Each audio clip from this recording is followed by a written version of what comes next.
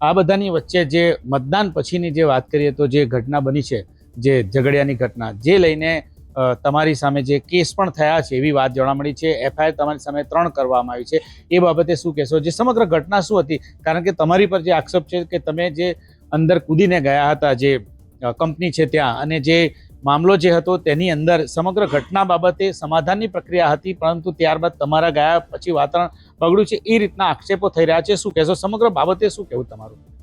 23 તારીખે ઘટના ઘટી તો પહેલી પ્રાયોરિટીમાં જ્યાં પણ કોઈ ઘટના ઘટે છે, કોઈ મૃત્યુ પામે છે, દાઝી જાય છે, તો પહેલા પ્રશાસને એના 0 હોર્સથી એફઆઈઆર કરવી પડે છે કે ભાઈ આ પ્રકારની એ કુદરતી હોય, આકસ્મિક હોય, પછી તપાસનો વિષય છે.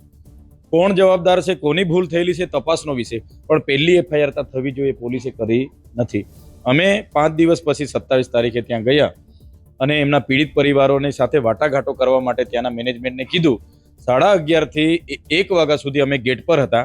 એક ધારાસભ્ય ગેટ પર આવે અને અમારી વસ્તી, અમારો વિસ્તાર, અમારા વિસ્તારમાં તમે અમારા લોકો સાથે આ પ્રકારનું વર્તન કરો, એક ધારાસભ્ય 1.5 કલાક ગેટ પર ઊભો રહે, ત્યાં સુધી તમે અમને જવાબ ના આપો, તો ગેટ કૂદીને હું ગયો છું, એમાં કંઈ મારી મેં ગુનો કર્યો નથી કે ત્યાંથી મેં કોઈ ચોરી કરી નથી. પણ એ લોકોએ રાબેતા મુજબ ગોઠવાયેલા પૂર્વાયોજિત કાવતરા મુજબ મારી સાથે માથાકૂટ કરી, ઝપાઝપી કરી અને પછી ઘટના આખી ઘટી છે. તો મૂળ વસ્તુ કે મેં પણ તે દિવસે અરજી આપી છે એસપીને, ઝઘડિયા પીઆઈને, એના પર કેટલી કાર્યવાહી કરી. અમે ગયા પછી ત્યાંના જીપીસીપી અધિકારીએ સાંજે એમને કંપની ક્લોઝ કરવા માટેની નોટિસ આપી, પણ એફઆઈઆર ક્યારે કરશો? તમે જવાબદારો સામે કાર્યવાહી ક્યારે કરશો? 2 જણ મૃત્યુ પામ્યા, 14 લોકો વેન્ટિલેટર પર છે, એમના વળતર માટે શું તમે પ્રાવધાન કર્યું? એમની પોલિસીનું શું છે? તો એની હજુ કંપની વાત કરતી નથી. એટલે પોલીસે ત્યાંની કંપની એસોસિએશનથી માંડીને બધા લોકો પર એમના હપ્તા ચાલે છે. એમને એવું હશે કે કંપનીવાળાને અમે બચાવી લઈશું, એફઆઈઆર નહીં કરીએ, તો એનાથી ઉલટા પોલીસ એવું કર્યું કે ઉલટા ચોર કોટવાલ કો ડાંટે. લાજવાને બદલે પોલીસ ગાજી અને મારા પર એકી ધારે 3 એફઆઈઆર કરી. એમને એવું હશે કે ચૈતરભાઈ પર 3 એફઆઈઆર કરીશું એટલે ચૈતરભાઈ હવે આવશે નહીં, એમને જેલમાં નાખી દઈશું, એટલે આ લડત કામદારોની પૂરી. ચૈતરભાઈ આગળ પણ અંકલેશ્વર, ભરૂચ, દહેજ, ઝઘડિયા, વાલિયાના કામદારો માટે લડ્યા છે, આજે પણ લડે છે અને આવનારા દિવસોમાં પણ લડશે. ભલે 3 એફઆઈઆરો કરી છે. આજે એકલા ચૈતરભાઈ નથી, હજારો ચૈતરભાઈ આજે જાગૃત થયા છે. જઈશું અમે, પોલીસને પણ કહીએ છીએ કે ભાઈ જેલ મોટી કરી દેજો, અમે જેલ ભરો આંદોલન પણ કરવાના છે. જ્યારે પણ કામદારોને જરૂર પડશે ચૈતરભાઈ હાજર હશે. અને કામદારોને પણ કહીએ છીએ આ લડત ચૈતર વસાવવાની નથી, તમારા જેવા કામદારોની લડત છે. આજે 16 પરિવારો સાથે થયું છે, કાલે તમારી સાથે પણ થશે. જે દિવસે અમે કે આહવાન કરીશું એ દિવસે રજા પાડીને તમામ કામદારો ત્યાં પહોંચે, એ પણ હું આપના માધ્યમથી જણાવું છું.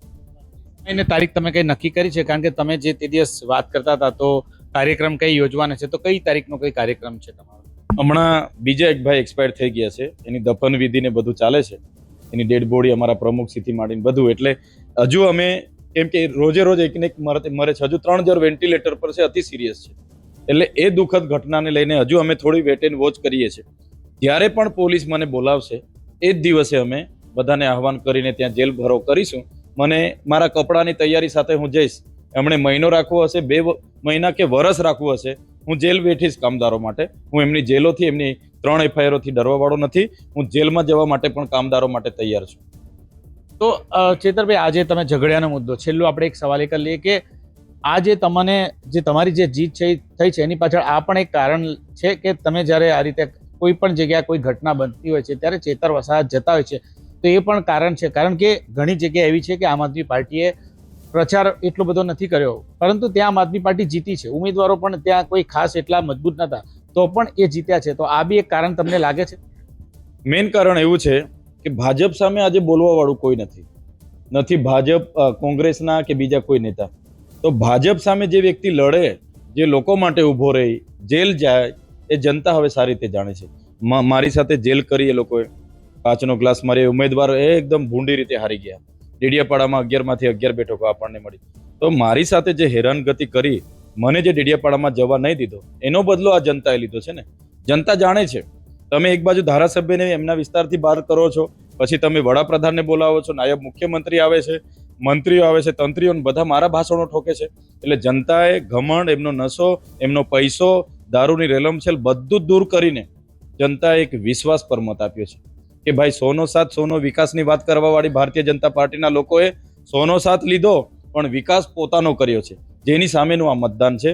અને મતદાન એવું જબરજસ્ત જનતાએ કર્યું છે કે મારી જેલનો પણ બદલો એમણે આ વખતે લીધો છે.